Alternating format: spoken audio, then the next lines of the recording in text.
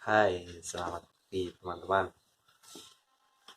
Saya di sini akan menceritakan pengalaman sekali dan mudah-mudahan seumur hidup sekali dan tidak lagi ya, tentang gigi bungsu yang dikatakan oleh para dokter ya, wisdom teeth ya. Tapi tentu benar-benar tidak wisdom atau sewisdom yang dikatakan. Nah, susah apa gigi bungsu ya mungkin saya browsing-browsing itu muncul sekitar usia 17 sampai 25 tahun. Dan kemunculan sangat sakit sekali, apalagi terjadi muncul miring atau dalam bahasa kedokteran, kata dokter ini ya, namanya impaksi. Nah, itu yang saya alami, muncul miring. Dan rasanya sakit sekali selama bahkan 2 hari tidak bisa tidur. Saya ke dokter, dikasih obat lagi yang bersama yang saya beli di sebelum saya ke dokter di puskesmas loh. Karena ini masa COVID-19, mereka tidak mau melakukan tindakan karena mencegah adanya corona ya yang terjadi sekarang ini. Nah, beberapa hari kemudian saya berusaha nih mencari dokter melalui teman, melalui ini siapa tahu ada yang kenal dengan dokter-dokternya, ada mungkin yang kenalan dokter yang buka dan mau melakukan tindakan karena itu sangat sakit sekali. Kalau saya harus menunggu menunggu apa?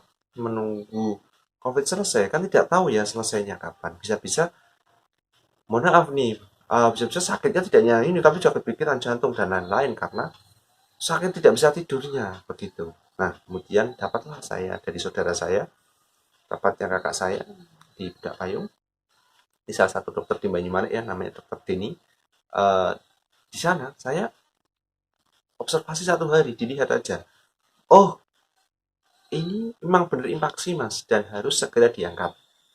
Nah, kalau juga solusi yang lain dok tidak bisa karena kalau eh, tetap dibiarkan nanti bisa-bisa menjadi merambat benar apa yang katakan dokter sama seperti apa yang saya rasakan yaitu sampai di kepala sampai di sakit terus kalau dikasih obat sembuh nanti kumat lagi itu seterusnya sampai seumur hidup.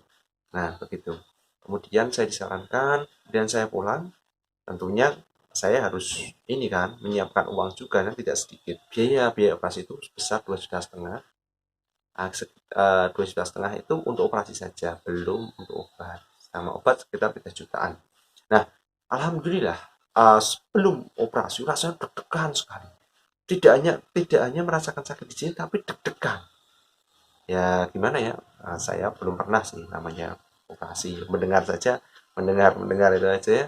Tapi tidak pernah sih namanya merasakan operasi. Meskipun operasi kecil tuh rasanya, kalau dulu waktu kecil ya sunat, tapi kan tidak tahu kalau itu termasuk operasi. Tapi kalau ini gini, bagaimana nanti ya?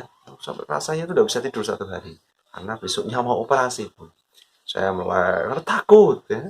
Malah tambah panik dan lain-lain. Tapi ternyata setelah waktunya hampir ya 1 jam kan saya harus datang ke dokter dulu 1 jam sebelum mulai operasi. Dokter observasi lagi dan siap untuk tensi dan lain-lain sudah siap.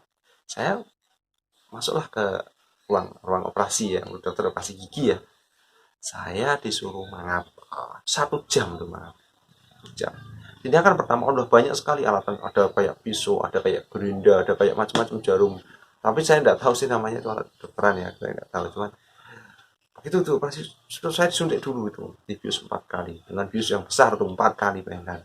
Itu rasanya di sini tebal tapi tidak terlihat kalau di sini menyemplung tapi rasanya kayak nebal gitu.